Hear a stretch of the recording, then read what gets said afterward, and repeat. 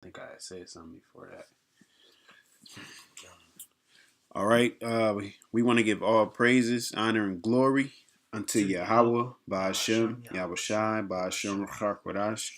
Also want to give double honors unto the apostles and elders and bishops of Great Millstone. Blessings and salutations unto the elect of Yasharallah, which consists of the so-called Negroes, Latinos, and Native Americans today, as well as blessings and salutations to you, Akim, out there enduring this truth across the four corners of the earth through the spirit of Yahweh, Bashem Yahweh Shai, and truth and sincerity, teaching and prophesying this word, as well as the men and women that follow, and those who might look like the other nations but are of the nation of Israel and their father's side by blood. And I got one of the younger brothers with me, the brother Kawashab. And we just wanted to get into a lesson dealing with these sinkholes over in Turkey, right? And they're looking at it as it's a ominous warning, which I'll get the definition on that real quick. And Salakia for this website, you see we on Daily Mail, so it got a lot of pop-ups and hopefully it ain't too distractive. So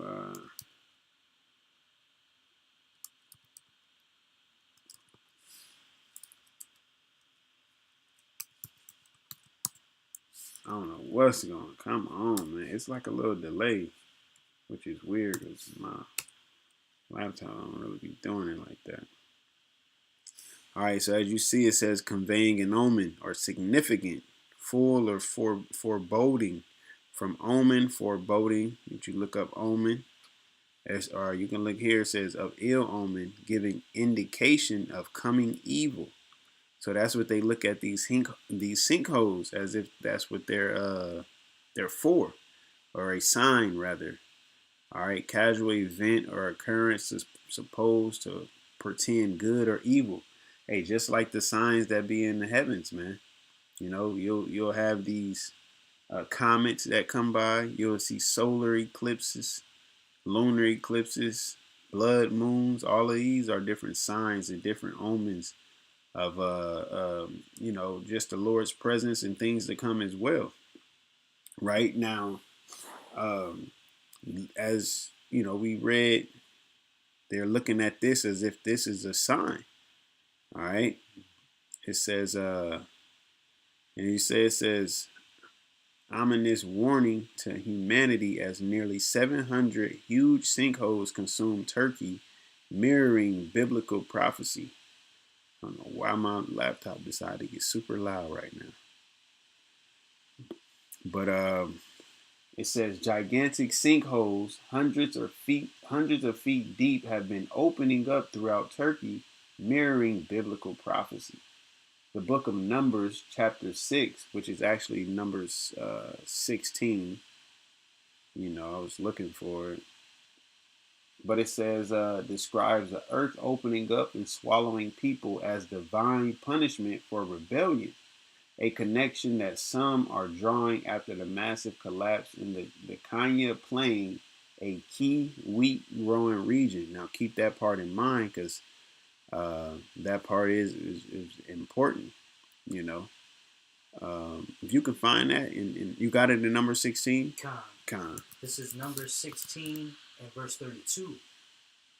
It says, and the earth opened her mouth and swallowed them up, and their houses, and all the men that have pertained unto Korah, and all their goods.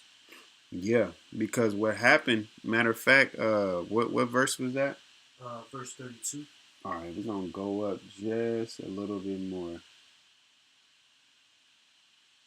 Go to 28. Con. Number 16, verse 28. And Moses said, hereby ye shall know that Yahweh hath sent me to do all these works, for I have not done them of mine own mind. Yeah, because when you get into the story, as it said in that article we was reading, you had people that was dealing with rebellion. They had got divine judgment due to their rebellion, which when you read this, you had a group of men coming up against Moses and Aaron, pretty much figuring, oh, we can do the same thing y'all do. And they're not understanding that Yahweh Shem Yahushai set Moses and Aaron up to be the leaders of the people. They put them in that position. They gave them that power. They gave them the right things to say and told them the secrets and so on and so forth. Gave them the proper knowledge, wisdom, and understanding so that they could lead the people. But here it is, just like in these present days, you got people who are set up to be leaders, i.e., the elders and apostles of Great Millstone. All right. And then you got the men under them, but then you got these other camps or other people who figure they got a better way of doing things, or they don't want to deal with the MOTB, or they think that the heathen can be saved, teaching heresies, and false doctrines. All right, because as Moses just said, this is not of me. Can you read that again? Um, it says, and Moses said, hereby ye shall know that Yahweh hath sent me to do all these works, for I have not done them of mine own mind. Exactly, which is a very important thing to keep in mind as we're walking this walk of faith, man. That none of this is of our own work. We didn't wake ourselves up. We didn't find the Lord. The Lord drew us to Him. He was like a light. We was the ones that was like a bug, and we like, man, what is that? So that's what happened. It ain't like we woke up and like, oh, okay, I want to serve the Lord today. Like, nah, it seems as such, but the Lord put that into your mind, so we got to keep in mind, we're nothing without Yahweh Shem Yahushai, man. All right. Nothing. Just as He can put His spirit on you, He can take it away. Think about what you was doing before you had His spirit on you. All right. Why you didn't choose the Lord then? Because your mind wasn't on the Lord. Because your Lord didn't open your mind up to Him. Con, I got a quick precept for you. Con. This is Proverbs chapter 20 and verse 24. Man's goings are of Yahweh. How can a man then understand his own way? Yeah. If your goings, your destiny is already predestined, how can you understand your own way? You can sit here and have it within your mind what you're going to do tomorrow, what you're going to do in 2 days, 3 days from now. But it's the Heavenly Father that directed your steps, man. All right. Can't none of us vote ourselves to be in the elect. Work, like labor, like put in 2, 3, 4, 5, 6, 7 videos a day just to make sure we did elect. No, it comes down if the Lord chose you or not. Because man's goings are of the Lord. How can you then know your own way? Go ahead. Still got the 16. This is number 16 and verse 29. It says, if these men die the common death of all men, or if they be visited after the visitation of all men, then Yahweh hath not sent me. Yeah, so if they die in a regular way, then the Lord ain't sent me. Go ahead. But if Yahweh make a new thing, and the earth open her mouth, and swallow them up, with all that appertain unto them, and they go down quick into the pit, then ye shall understand that these men have provoked Yahweh. Yeah. Now look at these pits right here. There's many pits right here. This was the new thing that the Lord had done, man. All right. And that it shows you the first time it happened was the power of Yahweh Shem Yahushai.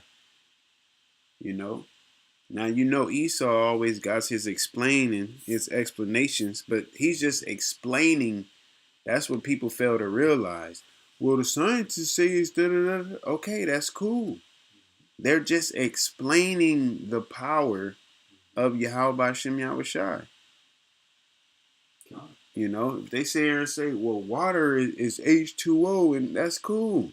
You can't create elements, all right, for the most part. The Lord, you got to create elements from other elements that He already created, God. Yeah. So you ain't the Most High. You're mirroring the Most High, but not on his level. Like you got planes, he got a chariot. He got chariots. You ain't got a plane that can go underwater and come out of water. That can change and turn at the drop of a dime. No, your jets gotta go all the way around the corner, so to speak. It can't just sit here and be going straight and then just immediately go back the other way. You know, can't sit here and just enter into a different dimension, go down into the water and come back out at the same speed, not slowing down, not changing. Like, what I mean by that is, if Esau did have a plane and he can hit a button and then it can just turn into a boat or a submarine. No, it's just not at the magnitude of the Heavenly Father, man. So explaining his power to make you on his level is what I'm saying. So let's get a little bit into this article. It says, many have interpreted the growing phenomenon as a sign that God is on the move. Now, at the end of the day, we are in a time of judgment, right? Yahweh Shem Yahushai is starting to judge this world. He, as the scriptures say in 2nd Ezra 9, he's starting to visit the world which he made. And this is a part of that, right? And we're going to get into it. Did you have anything, Are you good? Probably good. Okay, can you grab Leviticus 25? Yo, you already got it? Oh, you on it, brother. All right, hold on one sec. I'm going to get into this just a little bit. It says, and I'm going to breeze through this, Lord willing. It says, however, scientists point to far more earthly causes. Turkey's Disaster and Emergency Management Authority has reported 648 massive sinkholes in the Kenya Plain, primarily the result of severe drought and excessive groundwater pumping. Now, who's the one that causes droughts? Yahweh Shem Yahushai. Because he's the one that gives the increase, right? So if he don't want you to yield any crops, guess what? He's going to have it not rain in your area. Okay, now what they're doing is groundwater pumping, right? Let's see if I don't know why this is going slow. It's really bothering me though.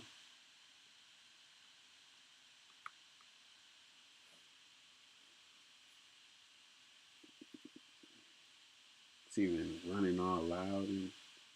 Yeah, that's going super slow. Stream worldwide could pass a critical ecological threshold. Yeah, we pump too much groundwater. Let's see exactly what Esaw be up to.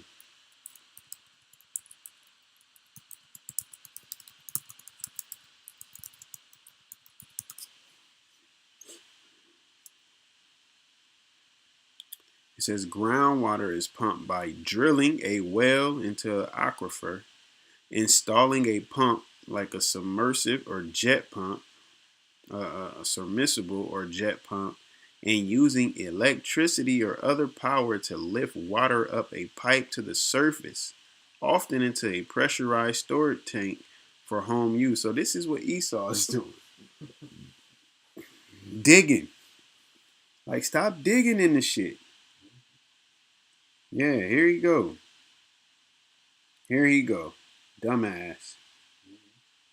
So he's got here, bringing the water out the well and putting it in a storage tank. Why? Because there's a drought.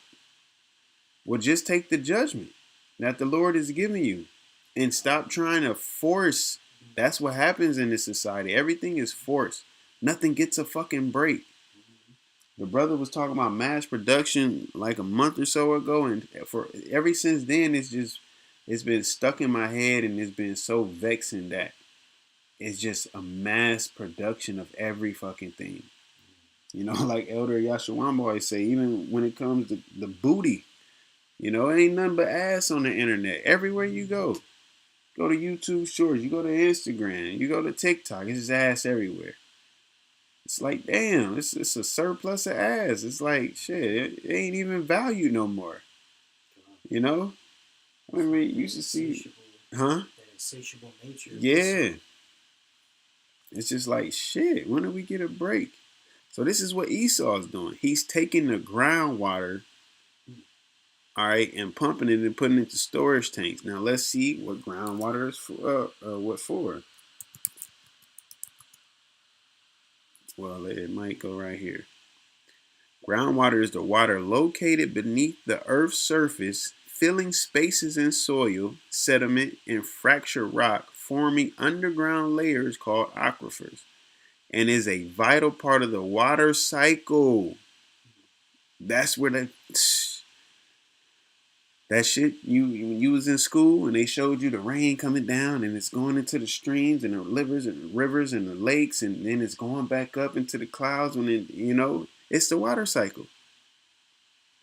Look, it says, and is vital part of the water cycle, replenishing rivers and serving as a major source for drinking and irrigation.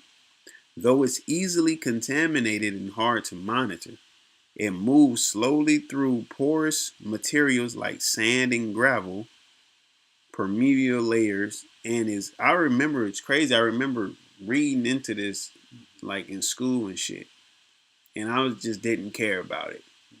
But now it's making so much sense that I know that the devil is fighting against it. It's crazy. It says, and its excess via wells or emergence as springs, with the top of the saturated area being the water table. Now, mind you, it's not like it's a bad thing to have a well, right? Jacob had a well. But the thing is, if it's not raining, all right, or it says infiltration, rain and snow melt seep into the ground, moving downward through soil and rock. If it's not raining, if the snow is not melting, then the groundwater is not being replaced. You get what I'm saying? So you basically taking here. Let's look at this picture right here. Yeah. This is fair use, just in case. So you're basically. Let me see if it is zoomed. I don't know why this is moving so slow. All of this water right here, that's filling up these spaces. You're sticking a pump in here, and you're taking all of this water out. Just taking it out. Fuck it. Why not? We need water. We gotta water the crops, right? You're taking all that water out, and it's not raining. I want to get a different picture. Let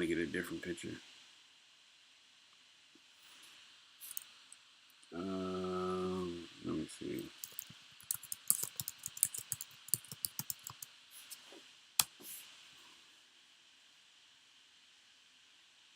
There we go. Oh, that's beautiful. Come on, pull it on up. Come on. Here, let me just go straight to images. There we go, baby. There ain't so many good looking pictures. This one look pretty decent. Look happy. Damn, what you just fucking pull up already? Alright, there we go. Yay. So this is what happens, right? It rains. That water hits the mountains, it hits the streams, the rivers, the waterfalls, so on and so forth. Goes into the infiltration. That's how I get back into the ground. Keeps that groundwater, that flow right into the lake, that evaporates, that condensates into the clouds, and guess what? It precipitates.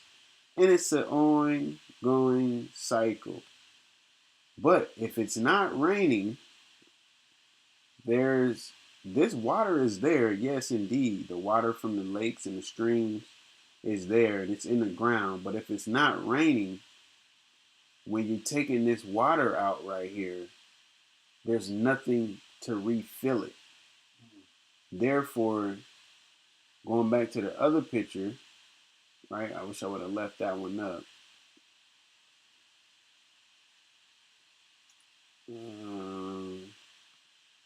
Let's see this one.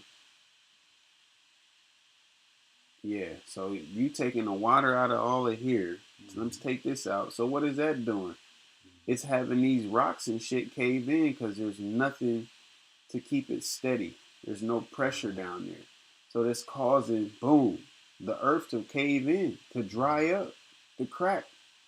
Like the Lord didn't just, I wonder what would have happened if I put some, as they call it, some groundwater down. No, he created all of this for a reason. There wasn't nobody, the like it says right here, the natural water cycle. Because it's of Yahweh Bashem Yahweh Shai. Right? So let's get the land Sabbath real quick, God. This is Leviticus chapter 25 and verse 4. But in the 7th year shall be a Sabbath of rest unto the land, a Sabbath for Yahweh. Thou shalt neither sow thy field nor prune thy vineyard. Go ahead, a little bit more. That which groweth of its own accord of thy harvest, thou shalt not reap, neither gather the grapes of thy vine undressed, for it is a year of rest unto the land. Yeah, even if you ain't planted anything and something still grows, because your ground, your soil was that good, and a root might have, something might have taken root and sprouted up, you just leave it. Why? Because it's the land Sabbath. Just let it rest. But nothing rests in this place because it's mass production. They got to keep crops going because they got to keep their exports going so they can keep their imports going. And it's just going and going. And there's never a break. Never a break, man. The Lord didn't just create rules because he didn't have anything else to do. He created order. The Lord created order, man. The water cycle is an order. The sun, the moon, the stars. They're all in its proper order, man. So getting back into this article a little bit, is it more to that? Nah. Okay. It says falling groundwater tables are driving the problem, causing drier wells, stressed ecosystem, dwindling crops, and land subsidence. Farmers pumping more water to save sugar beet and corn crops are further exacerbating the situation. So not only is it not raining, but you're just pumping and pumping to keep your crops going. And you're making the matter worse. Stupid. This is why the heathen need guidance, man. Like I said, they're going to learn our ways. So they're going to, when we get into our kingdom, the heathen are going to be subject unto us, and they're going to keep the land Sabbath. They'll keep the year of Jubilee. Ain't going to be no debt from 10 years ago and shit like that. Like, nah, man. We getting rid of all of that dumb shit. We're going to have people understand life. We're gonna live, and the heathens are gonna enjoy. I would say, because it say what when the righteous bear rule, the people rejoice. So it's not like they're gonna enjoy being our servants because they know they're gonna be treated fairly. Now Esau, on the other hand, he got another thing coming, But the Moabites, the Ammonites, and them, they'll get their ass whooped here and there too, but not nearly as much as Esau, man.